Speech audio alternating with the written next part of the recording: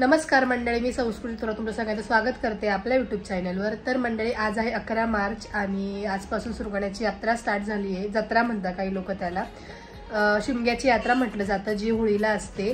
आणि मी गेल्या वर्षी पण व्लॉग बनवले होते त्याच्यावरती। आणि त्याचबरोबर गेल्या वर्षी पप्पा होते तर सगळ्या गोष्टी दुकानातले ते बघायचे, आम्ही फक्त दुकानात बसायचो। बट ह्या वर्षी ते नसल्यामुळे सगळं जबाबदारी आमच्यावर पडली। दुकानात माल आणण्यापासून तो पॅकिंग करण्यापासून ते कुठे ठेवायचा, अरेंजमेंट कशी करायची, हे सगळं आमच्यावर जबाबदारी पडली। बट ठीक आहे, पप्पा पाठीशी आमच्या, त्यामुळे आम्ही सगळं काय म्हणतात व्यवस्थितपणे पार पाडू। आणि त्याचबरोबर काल आणि परवा काय काय झालं ते मी शूट केलंय, ते तुम्ही बघा।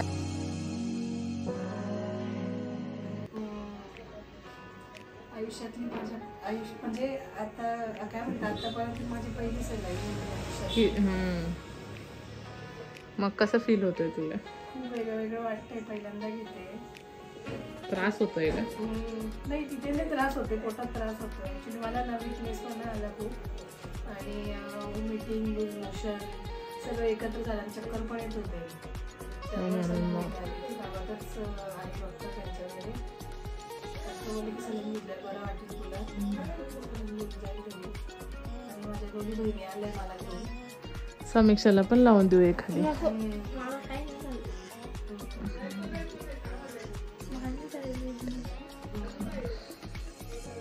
चला मग आता सलाईन संपली का आपण पण घरी जाऊ। समीक्षा एखादी लावून घे तू पण सलाईन, लावून घे ना तू पण।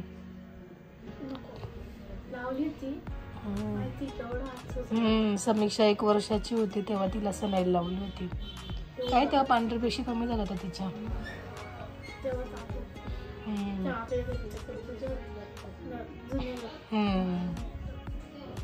आले ते डॉक्टर, बोर झाली मी आता 1 तासातच। संपत आलं। The next day.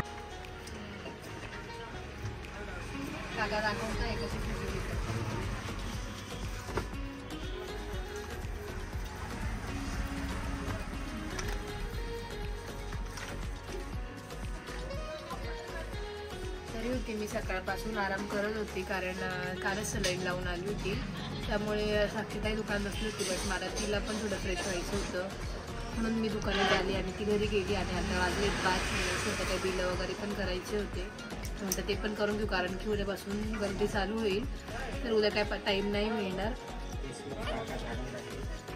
देशमुख काकांचं पण आवरणं चालू आहे तिकडे, सगळे आवरसावर आणि सगळी तयारी चालू। खजूर भरली गेली का, तर इकडे सुट्टी खजूर येते, ती अशी या पद्धतीने भरली जाते, याची तयारी चालू आहे आता। काय सकाळी का? सकाळी खजूर खजूर सकाळी सकाळी आतमध्ये पण तयारी चालू आहे। आज देशमुख काकांनी साखर भरली, किती 4 कट्टे भरले ना साखर काका?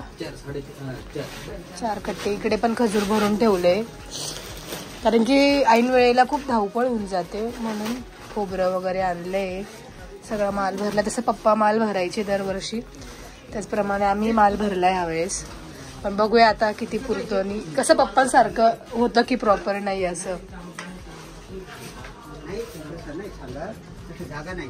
पूर्ण मोकळी करावी लागती खजूर।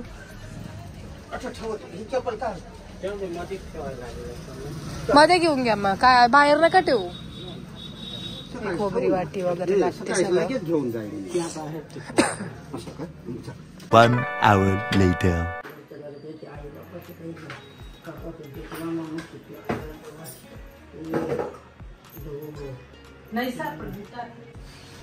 आजीला खूप काळजी, त्याच्यामुळे आजी दृष्ट काढत होती।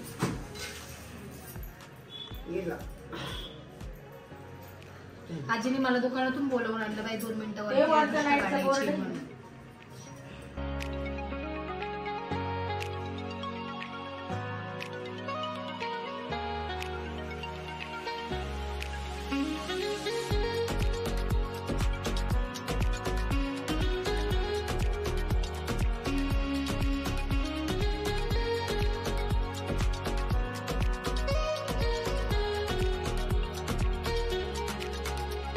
आता वाजलेत 8:30 आणि आमचं दुकानही 8:30 वाजता बंद होतं. आणि पप्पांसारखीच सवय मला पण सगळं झाकून वगैरे ठेवायचं. ॲक्च्युली साक्षीताई पण असते बट तिचं थोडंसं ऑफिसचं काम होतं त्यामुळे ती तिथे करत होती. मग आता मी दुकान वगैरे बंद केलं आहे आणि आता चालली आहे घरी. आणि उद्यापासून मेन बाजार चालू होणार आहे. तर आता बघूया आपण कसं काय होतं, काय गर्दी असते की नसते.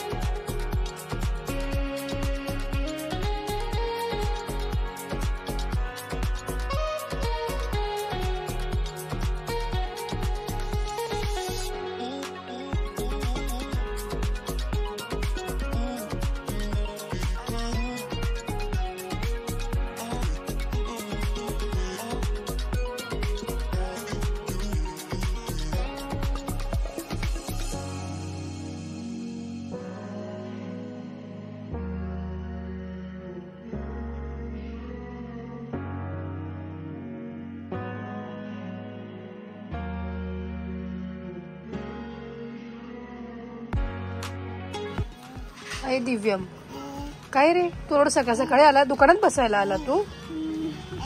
ह वाटी विकणार आहे खोबऱ्याची? ह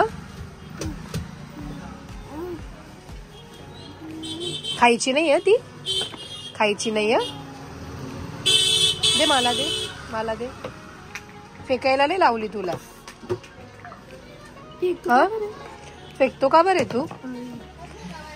तर आता इथे पण दुकान लावायला सुरुवात केली काकांनी. आमचं एक ओट्यावर पण दुकान असतं, इकडच्या साईडला नारळाचं दुकान असतं. तू कुठे बसणार आहे? तू नारळावर बसणार आहे काय रे दिव्यम? दिव्यम, देऊ, हे देऊ, तू कुठे बसणार आहे?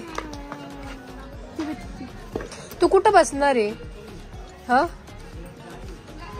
देऊ, तुम्ही असं बोललं पाहिजे. घ्या 25ला नारळ, 25ला नारळ. पहिलं काय मी शिकून बघतोय म्हणजे भाव कसा आहे, काय करायचं, काय बोलायचं. अच्छा, ट्रेनिंग परत केलं त्याने. तेच बोलली मी, अर्धी यात्रा झाल्यावर तुम्ही आले. सकाळीच गर्दी होती, तुमचं विचारून गेले सगळे.